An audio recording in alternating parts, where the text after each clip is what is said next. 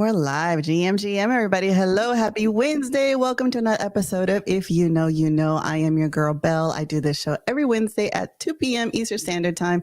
Every single week, I bring you new people, new creators, new musicians, new artists, new everybody who are really shaping the future of Web3. Nothing we ever say is ever financial advice, and it's always really important to always do your own research. So if this is your first time joining us, make sure that you are following me. Make sure that you are following our artists. Make sure that you're following my page so that you can know all of the artists and all of the people who are joining us. I'm super excited to have on today, Matt Monday. We are not only streaming live where you get to see our beautiful faces, but we also are streaming live on Twitter Spaces. So however you prefer, come and join us and join in on the fun. Matt Monday, how are you? Welcome to the show. I'm well. Thank you for having me. How are you? It's been a while. I know. I haven't seen you in such a long time. I haven't talked to you in such a long time. But I remember that I had you on the show, and we had you and Black Dave, and I want to say Logic was also on the show with us. And right, Yeah. I think, or maybe Yeah. he joined us as a speaker, or maybe he was part of the show. I don't remember, but it was a banger of a show. And and let me tell you, one of the reasons I wasn't even gonna do a show today, I'm gonna be perfectly honest, because it's 4th of July week, right? And Yep. I thought the kids are out of school, might be doing something there, might be planning something. But but then I talked to you, and I was like, I told myself, this is a wonderful opportunity to have a genuine conversation, to have a real talk with someone that every single time I talk to is as genuine and as real as can possibly be, and understands things and go about things in a relatable way, you know what I mean? So I those are appreciate the that. type of conversations that we have always had. And so I decided to kick the kids out and have a conversation Oh, with you. thank you so much. I appreciate that. Thank you. Of course. So what's been up? Introduce yourself, tell us who you are, and you know anybody can go back and listen to any of the prior stories, but let's start from zero. Matt Monday, who the hell are you? Yeah, Matt Monday, artist and creative director. Um, Entered Web3 space late 2020. Got onboarded by Black Dave, who you mentioned earlier. And just been building and enjoying the space and loving the tech, loving the evolution of the tech. Um, I'm a musician first, so I came in through music NFTs, but I've always been driven by art. Like I have my lifestyle is completely embedded in art. And so we're transitioning into a new project we're releasing. And our first time that we spoke was my last project, which was Kudos, which was a music NFT project, Mm-hmm. um, which kind of started the world building that we are continuing now with the new project called Project Pharaoh. So just an all around artist, builder, lover of the space, lover of the community, and just excited, man. Very excited about all the possibilities that we're seeing happen right in front of us. That's awesome. The last time that we spoke, there was obviously NFTs were a little bit more uh, not accepted. I don't want to say, but we go through cycles, right? We go through Yeah, cycles, and it was way sometimes more hype.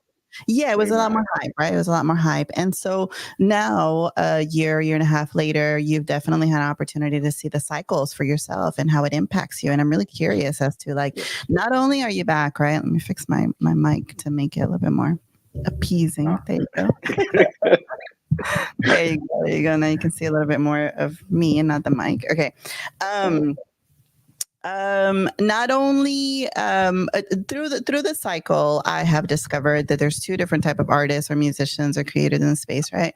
There are those that are here during the hype cycle, during the pinnacle of it, during where everybody's talking about it and everybody can't get enough.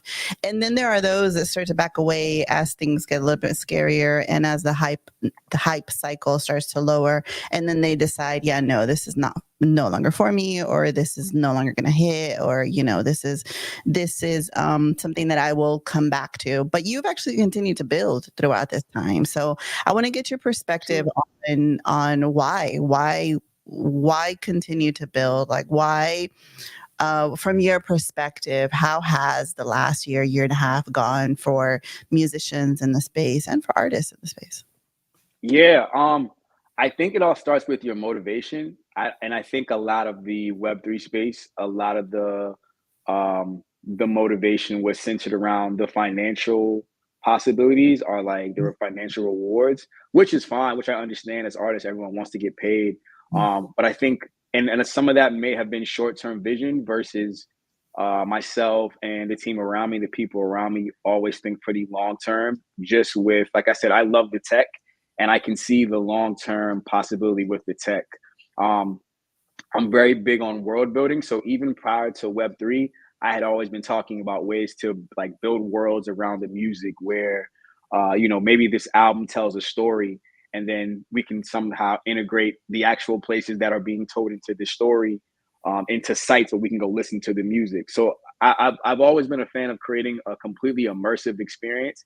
And I think I don't think there's another place where you can do that to the capacity that you can in Web3.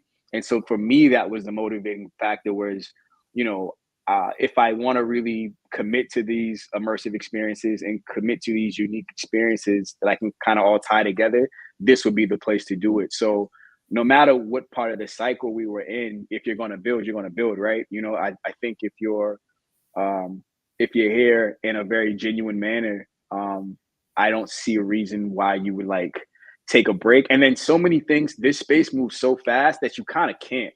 Like things progress so quickly. New products are being introduced to the space so quickly.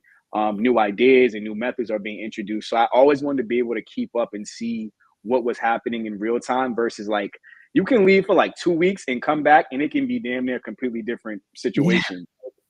So and I'm sure you I'm sure you know exactly what I mean. So Yeah. um I've kind of always wanted to be in the know. I actually am a student of this. Like I really look at what other projects do as far as what's successful, what's kind of been unsuccessful in a manner, and try to integrate those things into like the detail of what we're trying to build over here. So yeah, I think the bear is a blessing. Like I see it as like Mhm. a time to really sit down, take everything you saw that worked in the bull, that happened in the bull, and kind of you kind of now have like a culmination of um events and circumstances where you can kind of be more experimental and think about your execution, without the pressure of delivering so quickly, you know? So So yeah. what lessons did you learn out of that? Like or maybe what did you strive to do? Yeah, what lessons did you learn out of that? Because normally through the bear is exactly what you said, right? It's a great opportunity to really hone in and to really focus. And sometimes we end up saying, "This next time I'm going to do X, Y, Z." What are Yes. those things? Mhm. Um Timing is so important here. It's so important because you have no control over what part of the cycle you're in, what part of the market you're in. Um, the last project we got introduced, which was Kudos, we ended up like everything was going well. And then right when we were going to drop, two things happened. The market tanked, like right before we were going to drop. And then another project that was similar to ours was releasing as well. So the timing kind of killed like our release. And understanding like the price points, how our price point, which was already we've been marketing for so long, was affected during that time and affected like how much we could sell. Um, Also, I'd say like really knowing brand identity or introducing brand identity like at Mhm. the forefront. That's a big thing that was probably one of the biggest lessons when we said we were going to go into this PFP project that built off of our previous project was seeing that a lot of the projects prior didn't really they were more experimental. It didn't really come in as thinking as it being like a company. So I look at a lot of these projects as these are like small companies or startup companies that are building and offering premium or unique products to their holders. And a lot of them didn't necessarily have a brand identity. It was more so of a like a social status depending on where your project fell within the hierarchy of projects in the space. And so are like a social symbol. And so with, with that being said, you had a lot of collectors who would collect, but they were kind of cultivating around just the idea of maybe our floor price will go up, maybe Mm. we'll have this event, maybe we'll get this merch. I thought that was interesting because I think if a project can approach the market saying like we are this, we represent this, and if you are like-minded and represent this, then come over here. If you don't, that's cool, but at least we're able to kind of filter out because this we're in a bubble, but it's a vast bubble of people who all have different interests, but there is nothing to point towards these people like this, these people like this. There's no real signal of light interest. Thus, like our logo is a lighthouse for Pharaohs. So it's kind of like this lighthouse to say, if you like, we're built on anime culture, streetwear culture, sneaker culture, and hip hop culture, or music culture, dance culture.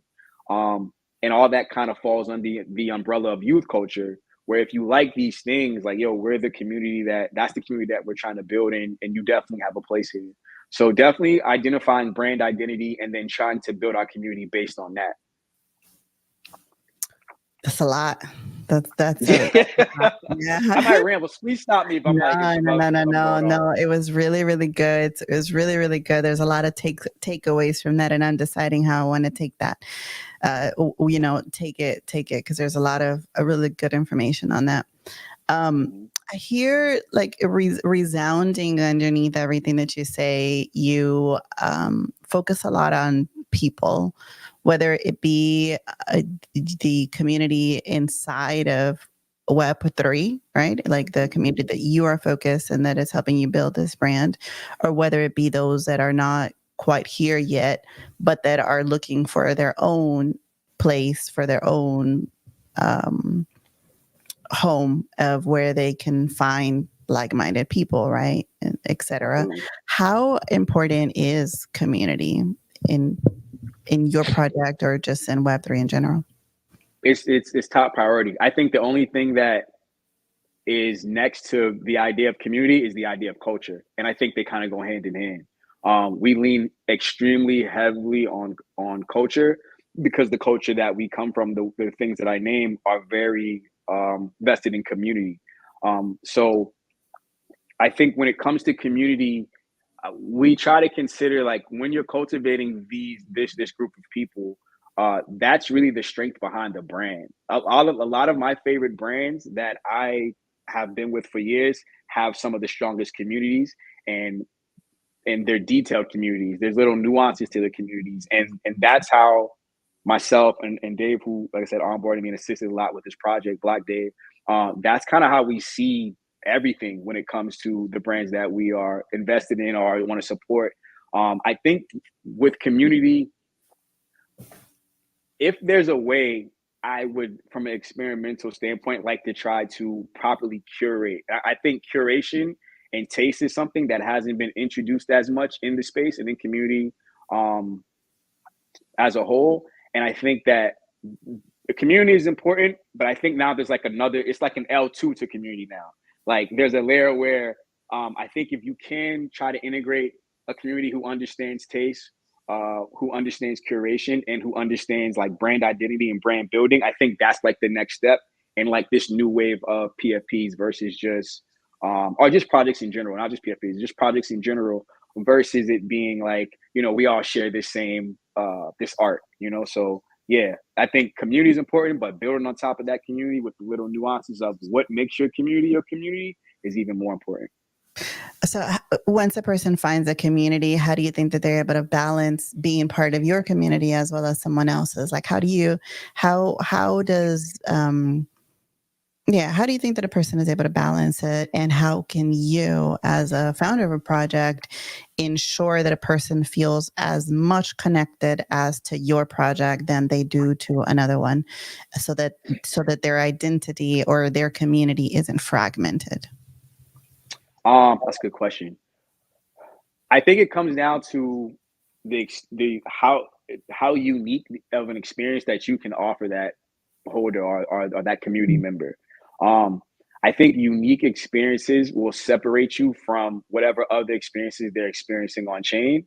And if I can, like, let's say you're a part of 4 communities, and this one has an event, this one has an event, this one has an event, this one has an event. What about these events are going to make us stand out amongst the other ones that are going to make you return and kind of resonate more over time versus it being like a moment. Like I want to create moments, but I want to create moments that resonate more, that make you feel more aligned with what's happening, when you come over here. So that really is, to me, is just tapping into the emotional aspect of the person within the community, that you don't feel pressured to, bring anything but I yourself love color. and partake in the experience. Um, sorry, no, go ahead. Yeah, fine. That was it. That was good. That was perfect. That's perfect. That's perfect Grammy music. I'm so sorry.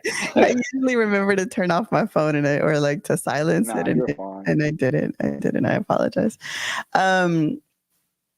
Yeah, no, I definitely hear what you're saying. I'm wondering on the going further into this, right? I think that that's part of the struggle, or maybe it's not part of the struggle. If you look at my banner right here, right, I'm like a part of all these different communities, and Yeah. I feel like, and I'm proud of that, right? And I'm not only am I part of all of these traditional Ethereum communities, but like my proper PFP that I'm rocking right now is an ordinal, which speaks to a completely different type of a community, right? So it's That's like the Pizza Ninja? yeah, Yeah. I like them. I you like know them. about the They're pizza dope. ninjas. Yeah, I know about them. I attend the IP is Dead space for the NFT now, and a lot of the community shows up there and has conversations. So they're really Yeah. dope. I like a lot of the conversations around them. Yes. So actually, we were just talking about that yesterday. So I am a co-host on NFA. IP is Dead. Now we just rebranded over Okay. to IP is Dead, and that's exactly what we talk about a lot, right? The IP and the digital identity. So my question was going to be to you. All right. So all of these communities and all of this the potential fragmentation that a person really has to take the onus of to make sure that it's not. Why is it important to have it on chain? You mentioned on chain. Why is it important for it to be on chain? Why can't this just be built on a traditional Web2 platform?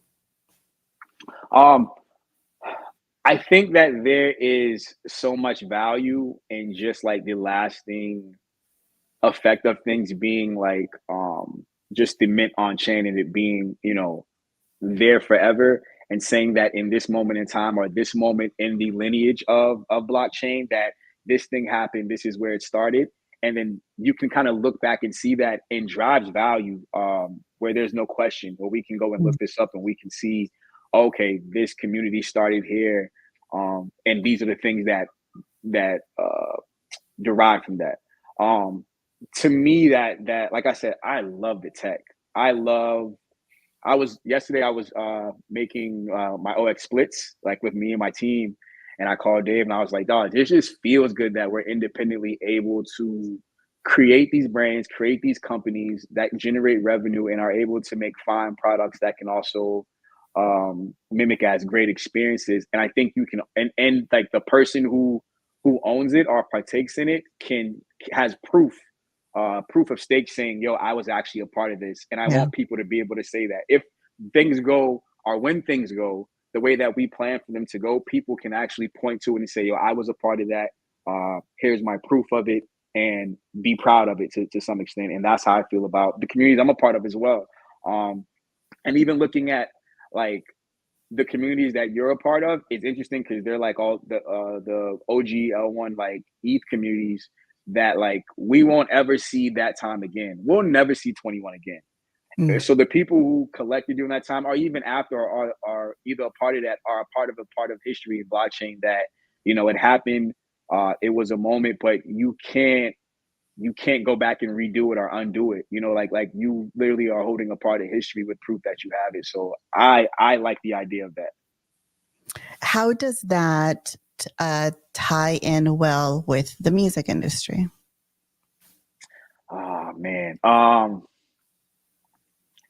I really hope there is a way to have the industry integrate, because I think the what this tech can do for independent artists is unparalleled. But I think the structure that has already been established in the music industry, this completely, if not almost, contradicts it when it comes to having that provenance and that independence as an artist. And it would completely break down the infrastructure that's been established to continue to feed the machine. And I think that there is no machine that will kind of want to participate in tech that no longer will serve the machine, if that makes sense. But I think if there were like the artists, whether it be big or small, but the right artists to come over and participate and understand like this isn't, because there's a lot of bad like sentiment around NFTs outside of Web3. Well, shit, even in Web3, but outside of Web3, it's almost like a buzzword you don't even want to use. You try to just say digital collectible. So the sentiment has become so bad and associated with like scamming or just foul play that a lot of people have kind of shied away from the idea of making their sales or distributing their music with it. But I think if we had the right person come in and actually utilize the tech in the right way and start the conversation of mass onboarding, I think it could be extremely helpful. But as of now, being realistic, it's not something that feeds the machine, man. And the machine is not with that. What do you think about all these celebrities? Because I mean, that's one way the musicians have been trying to get in, right? Of launching tokens and launching coins. I don't like it. I'm not gonna lie. I don't because it doesn't. I respect it as far as like if that's what you want to collect, if that's what you participate in. Like I said, I don't have any against anybody who's trying to like up their bag, get their money. I respect it. From a creative standpoint and as an artist, I don't know what the purpose would be to like make a coin. These people pay for this coin, we get the money, and then there's no offering behind it, or we're just out of here. I think it's a detriment to the space in some sense because you're sucking a lot of liquid out that could be funneled to artists who are actually trying to build something of significance and sustainability. But that's just my opinion, you know. Maybe I could be hating. I don't know.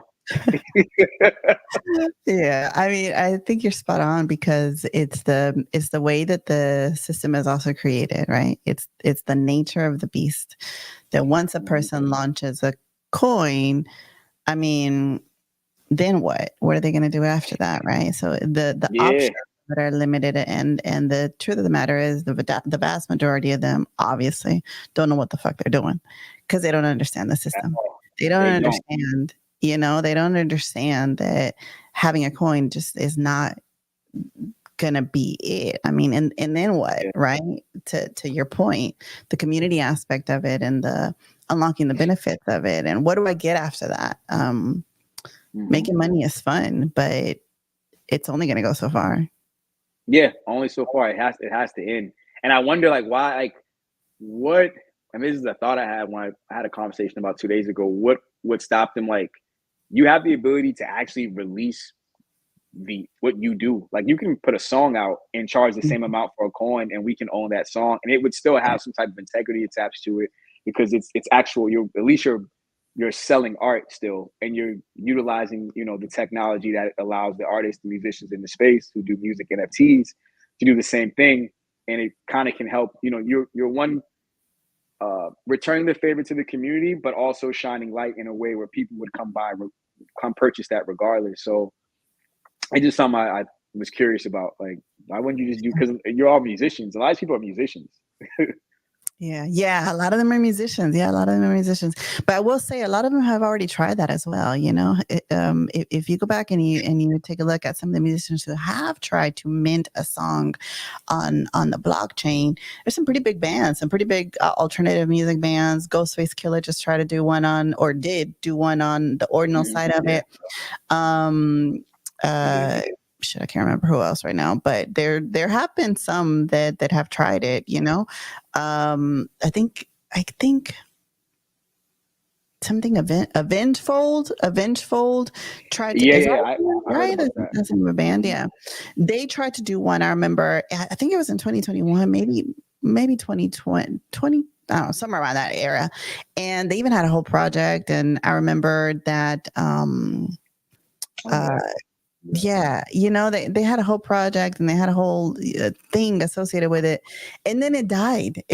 So the title of the show that I titled it was Music NFTs Are Dead.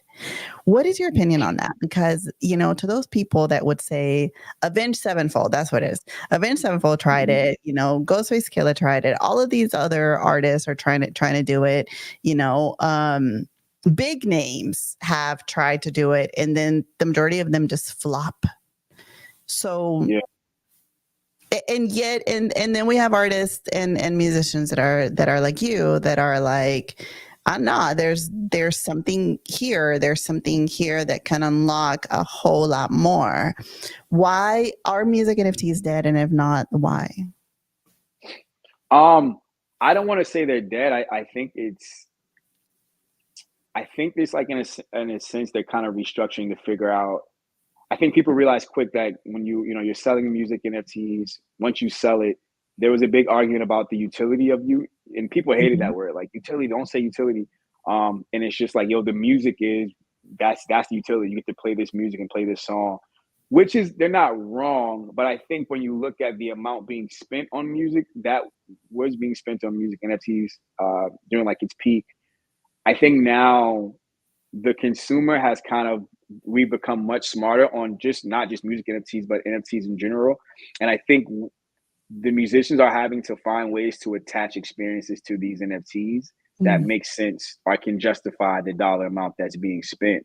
Um, I also think that the platforms are in a very weird way utilizing artists to kind of blow up, but not necessarily being in a very rewarding to the artist in a sense. Like, um, so I think it's just at a I think it's a more of an infrastructure problem and an offering problem than it is like the NFT just being dead. I think they're alive. I think people are still creating.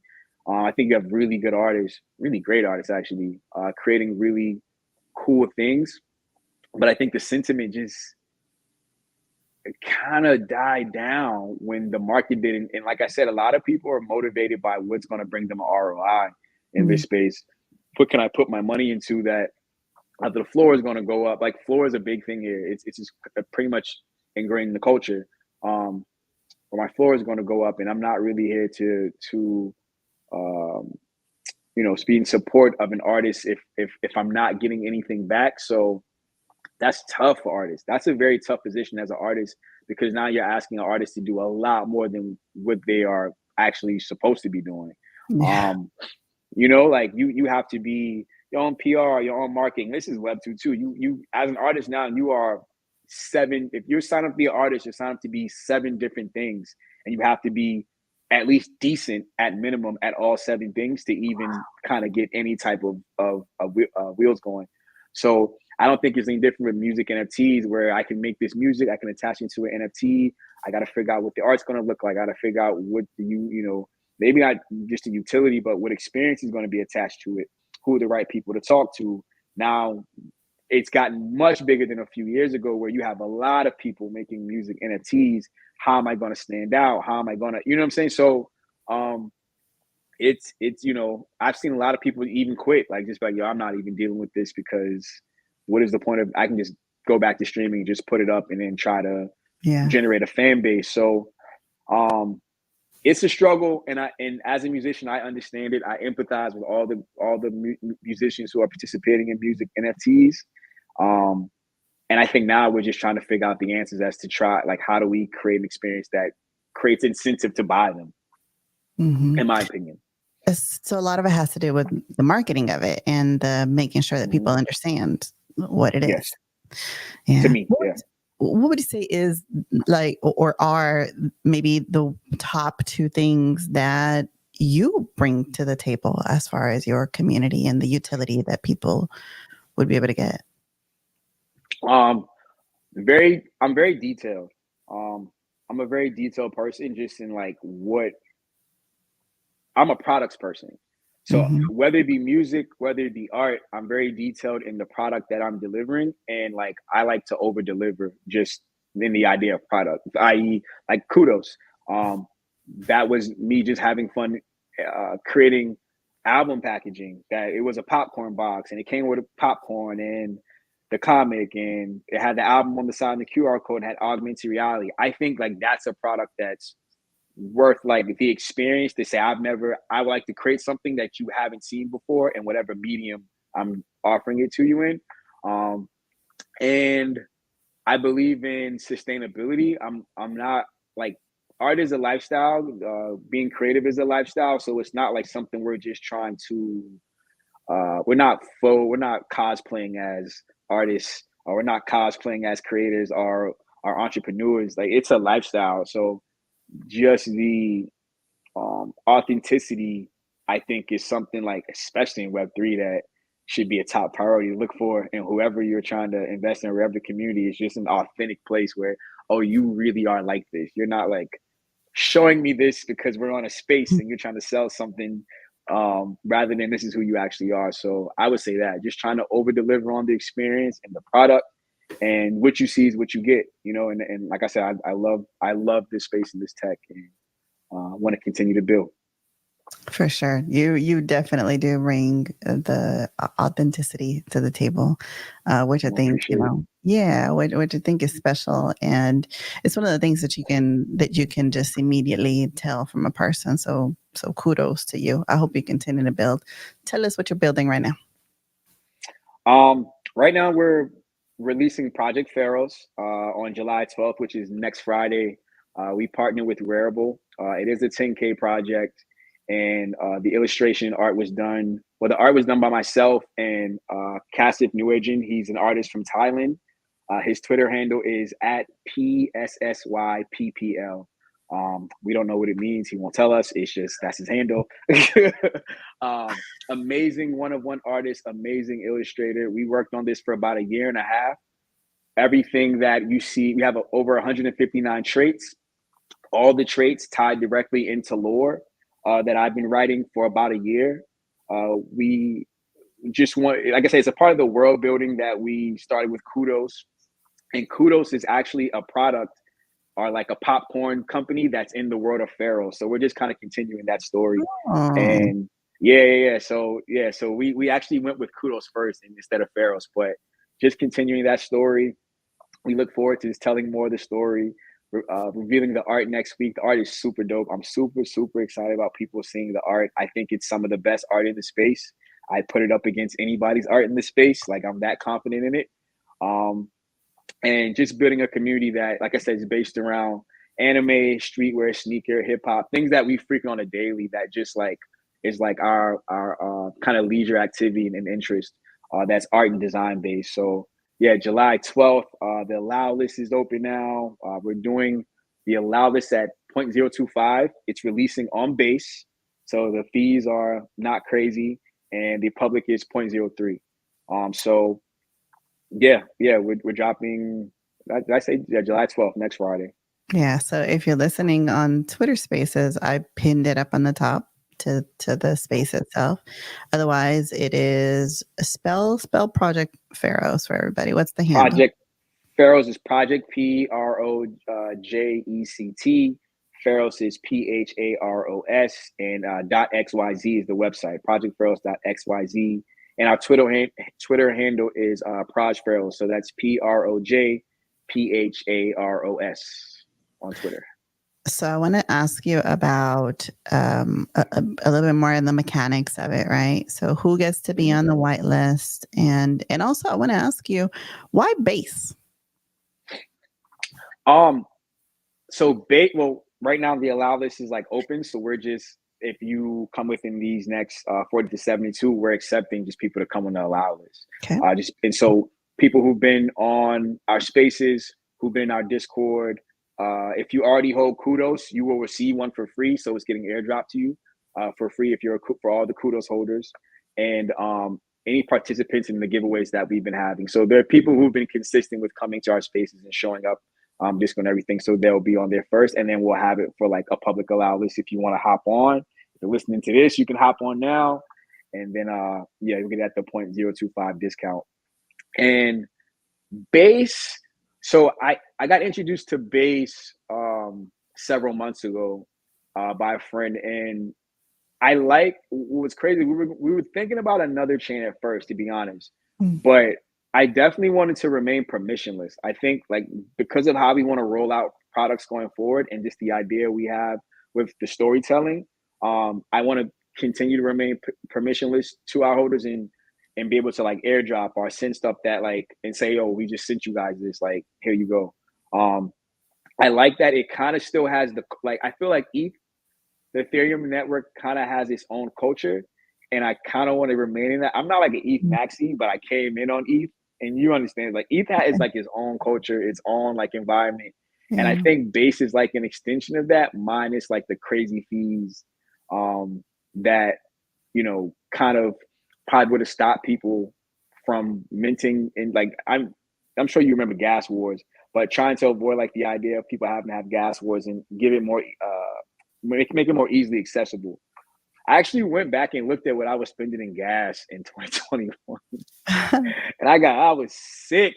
I was sick to my stomach I didn't on want to what I think was spending. Oh my gosh, what we were spending in gas in 21 was crazy.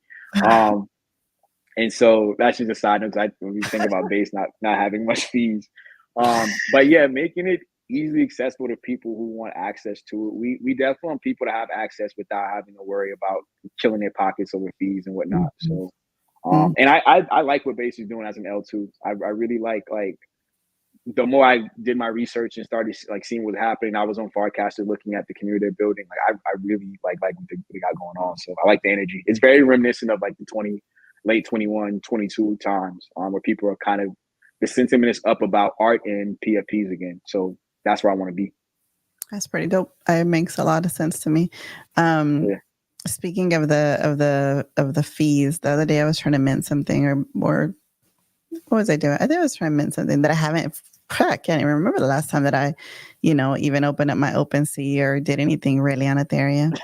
And so I was gonna buy something, and it was like a $15 fee, and I was like, "Damn, that's expensive." Like, I'm gonna wait until nighttime or something. That's expensive. Right? Imagine during that time, $15 would have been nothing. I mean, you Yeah, didn't even I think know. about it. The Yeah. whole mindset has changed. I'm telling you, like this, it's nuts. That's why I saw the Peace Ninja. I was like, I get it. How do you like ordinals? Are you really like all in? Are you enjoying it? I'm not an ordinals maxi, for sure, Okay, because I okay. just can't be like I'm like you, like I'm an Ethereum baby. You know what I mean? Like Yeah, I once know. you're part of that culture, it's hard to turn your back on it. Mhm. All my ordinals people that are watching it probably are like, "What are you talking about?" But look, a lot of the people that are currently in ordinals jumped in as Bitcoin people. I'm not going to say Bitcoin maxis, but came Mhm. in from Bitcoin, and Mhm. they came in through a different door, through just a different culture. And so I don't think that they know, that they feel that they are missing anything on the other side. A person that is like me, that came from a different door, from a different culture, Yeah, I see the difference. I see the difference, and therefore I'm not ready to let go. So I love yeah. the ordinal ecosystem. I really do. I think there's a lot of pros to it. And I think that it is so small enough right now that it's special. You know what I mean? Like the Mhm. smaller that you are, the earlier that you are, etc. Right? I think there's a lot Yeah. of special things to minting things on the mother chain, on Bitcoin directly. But also I have yet to find a blockchain, to your point, that hits it in the way that you ETH know does. that ETH does. It just Yeah, is what it is. I'm right with you. They got Yeah, me too, man. I even have my little Solana moment where I was like, oh, I kind of like this, but yeah, yeah, nah, yeah. it ain't. It's not ETH. I had And a question I though. have a whole bunch of Solana also. I'm big on, like, on the bodogos. Do you Mhm. have any bodogos? No, I don't, but I know exactly what you're talking about. Yeah, Yeah. I'm a friend of mine put me on Solana.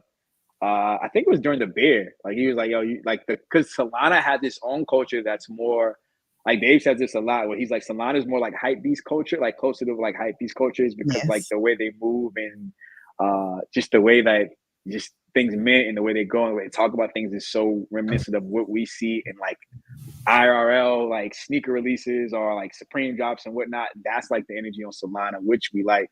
But it's just not ETH. I can't even put my finger on it all the way. Like No. there are little things that kind of are different, but it's just I guess you stay where you're born. So Hard to yeah, change. It's hard to change. it is.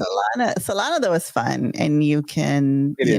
Solana is like a younger crowd, a Yep. more hungrier crowd, more against the grain. Yeah. Um, Bitcoin is a little bit more seasoned, a little bit more square.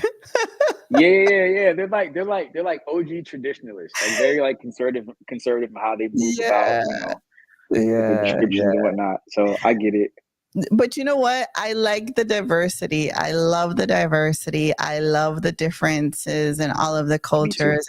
And I love that one can choose to be a part of them all or to be a part of none of them. You know what I mean? Like Me I too. feel Agree. equally as home as I do in the Ordinals community that I do in the Solana, that I do in the Ethereum. Very, very akin to what I do at home. You know what I mean? Like I feel Yeah. equally at home when I go, dance salsa than when I go dance something else. You know what I mean? Yeah. I get to pick what the flavor of the day is. So Yeah. Yeah. so I like it, and I like bringing it back home to this. I like that that you have the similarities between base and just like traditional L1. Um, I like that, and I can see the trend on that. I can see the line connected to that.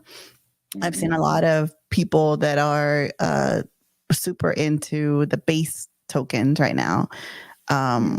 Brett, I think, has hit all-time highs and has flipped Yes. a couple of other meme coins. So there's something to it, I think that there is something to the fact that, or how can I put this? I think that they know what they're doing. Um, Yes. yeah, I think that they know what they're doing, and they're emulating a very strong existing culture already in the ecosystem. So, yeah, I think it's awesome that you guys chose to go that route. I think it makes a lot of sense for what you're trying to Yeah. build. They have some of the best marketing over there. They I had to tell do. them that. Like, I think they have some of the best marketing. So I appreciate that. So, what about for your current holders? Do your current holders have to do anything to participate in this airdrop? Nope, just claim it. Like we're going to send it to you midday. That's kind of like, also, are we going to want to stay permissionless? Like when things like this happen, as we introduce more products, you'll just be able to claim it. And that was kind of the idea when we did kudos. We kind of knew, we had a conversation, said whoever minted those first, because we only minted like 29, I think was the count. So at the time it was kind of discouraging, but then as it grows, like, oh, this is kind of a blessing because these 29 people will get everything going forward. Mm, So this collection, if we do another collection, we do a merch drop, I just drop it to them and go claim it. Um, and that's kind of what base enabled us to do was um, just to kind of continue that one tradition where once this comes out, it's yours because you're the early supporter during a mhm. time where the market was not in the best conditions and people still spent the money to support us. Still have their boxes. Some people bought like 4 or 5. You can't buy that. You know what I'm saying? There is no way to purchase Yeah. that type of support. And so I think if people if a collector comes in with the sentiment of, hey, we just want to see you do well, I think if you're in a position to continue to reward them going forward, no matter how long that may be, I think you should definitely take advantage of it. So yeah. Way to be able to support your early supporters and your truest fans. Absolutely, absolutely, yeah. I mean, listen, it was a that when that beer hit, oh my gosh, it was a rough time. It was a rough time. So I'm shocked we even sold that many. I was like, I don't know what's gonna happen. But I think that again, like that should also be a part of the brand identity where if people can point to something and say, oh, they take care of their community, Mm, they take care of the holders, that's something that I would like to be a part of. Then, you're really putting your money where your mouth is. So yeah. mm, mhm. Yeah, But wait, I had a question. I had a question for you because you said I something earlier. I don't want to forget. When you mentioned like you being a part of all these communities, do you feel like you have like these experiences are unique per community? Like between like a Doodles or like a Dead Fellas or like a Pudgy or like a Cool Cats. Do you feel like oh, I can differentiate between all the communities. Because I feel like that from the outside. I'm not a part of them. By looking, I'm like, oh, I can see. I think that era had the most differentiation when it came to artwork and just like the community identity by default, if that makes sense. Yeah. Wondering what you think being like on the inside of the community. Yeah, I think that absolutely every community, Nice. and the funny thing is, a lot of those communities have the same people, right? Hmm. Or like a big portion of the people minted cool cats, that minted doodles, and minted Yep. BAYC or any of that, right?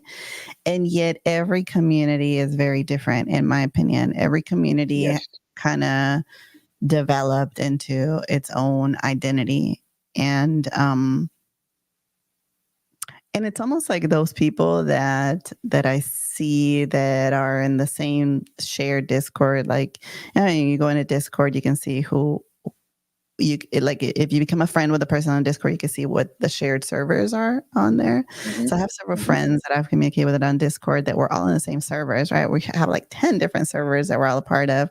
And it's funny, when I was really heavy into Discord, you can tell, myself included, like some people have different styles of communication, different personas, a little bit more, you know what I mean? Like on one, you may be straight edged and like never say a cuss word. On one, you might be, a little bit more degen and only want to do meme coins, like talk to me about money. On the other one, you may be Yeah. like super inappropriate and, telling jokes all day. You know what I mean? So it's like, and Yeah, I love that. you're the same person. It's just that for some reason, you got your intellectual friends over here, and then you have Yeah. your party friends over here, and then you have your, what I mean? Your parent friends over I here. get it. Like they all, you just end up creating, and it's organic. It's organic as hell, because That's it what I was just, thinking. yeah, it's super Hmm. organic. Like, Web3, NFT projects, businesses, whatever you want to call them, it's such a new thing that is being created as the days go by. And so are the communities, and the founders Yeah. can only do so much. I think that the founders are able to guide a project, but once it gets bigger than itself, then it's up to the community to create it into and mold it into what they want to see done. Yeah. And yeah, absolutely, all of those different communities, in my opinion, have just a little bit different thing inside of all of them. But I think that's what makes it special, and I think that's what makes it, cool. And actually, I think that that's also what gives it, like, not just brand identity, but also the utility behind it, right? The utility that I'm able Yes, to I receive agree. from one is very different than the other, even though, again, it might have the same ingredients, it may have the same people, and yet their north star is different, and so therefore the utility that I receive as a consumer is different, and the experience that I receive from each one is also different. So Yeah. That's yeah, dope. Yeah. Yeah. Thanks for yeah, answering. I was wondering. yeah. It's special. It's special to only Web3, I think. So Agreed. Yep. um, Only here. only here, only here, only here. And I think that we're super blessed to be in a position that not only are we able to tap into these different communities, but that we can actually speak to the people who are moving the needle forward and are getting all this shit Yes. together. You know what I mean? Like nowhere else do you Absolutely. have, they say, I forget the exact saying. I think it's like 6 degrees of to be able to Separation. reach of separation, to be able to reach anybody in the world, basically, right? Hmm. We're only 6 degrees of separation, but inside of Web3, that's like two. So, Yeah. I like, seen that like a few days ago. I'm like, a friend of mine, Matt, said that he's like, only like two people removed because, yeah. it's not like super celebrity here. It's like people are Mm-mm. just building and being in organic spaces and interacting with each other. So, yes, I agree. I agree. Yeah. Yeah. Yep. All right. So we're almost at the end. Matt, what haven't I asked you about the project itself that you want us to know about? Um, I think you've asked everything. It's pretty straightforward. July 12th, Rarible. July 12th, Rarible. July 12th, Rarible. Like When just is it? and yeah, July 12th. And Huge shout out to Rarible. Shout out, and I need to shout out the team, Taylor WTF, Shanice Profits, and Dave, who really we're a pretty small team, so they were very helpful in just the execution of all this. We're there the whole way, and just huge thank you to them, and Jonathan over at Rarible, who helped like onboard this whole situation and just gave us a platform, and Oh, Built by Quantum as well. nice. I didn't know she Jonathan, was a part of it. yeah. Shanice Best was like one of our advisors, just helping us. So yeah, she's super cool. Yeah, helping Yeah. us a part of it going on the way. Yeah. So a lot of them like who were OG from that time period. So yeah, man. Nice. That's really nice. Mm-hmm. What do you hope to accomplish from it? I really hope to mint and try to introduce something like just a different perspective and a different take on this the brand building in Web3. Kind of the way you describe the organic nature of those communities that you're a part of, just to be one of those that gives an alternative Mhm.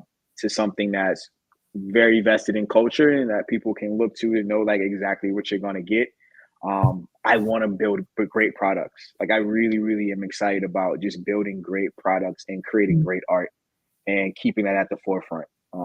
And those are our aspirations. I love that. I love that. Well, congratulations on everything that you've been able to Thank you. build already, and in advance, congratulations for selling out on this one and for continuing to do a really good job. I appreciate you joining us today. It's been fun to catch up. For everybody Absolutely. for everybody that's watching or listening to us, if you haven't already, make sure that you are following Matt, that you are following Project Pharaoh, PROJPHAROS on Correct. Twitter, right? On On Twitter Twitter. Yep. or on X, I should say.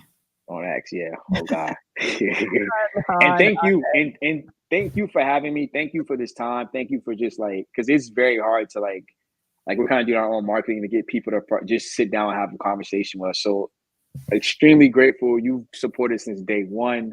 And you are doing the Lord's work on here, being consistent and just always, opening up your platform for artists like myself. So thank you so much. I greatly appreciate it. Oh, of course. That's what we are here to do, my friend. That's exactly what I'm here to Yes. do. I appreciate you joining us today. You guys have an amazing rest of your day. Have an amazing 4th of July. If you're celebrating it tomorrow, I will probably go out to the pool, have a couple of drinks. Don't Hey. DM me. Your girl's Nice. busy. For today's show, everybody. Next week we have on Jen and a couple of other people that I posted on my account. Make sure that you are following my Bell NFTs. I do the show, if you know, every Wednesday at 2 p.m. Eastern Standard Time. So if you didn't know, now you know, baby. I'll catch you on the flip side. Have a good one, everybody. Look at that.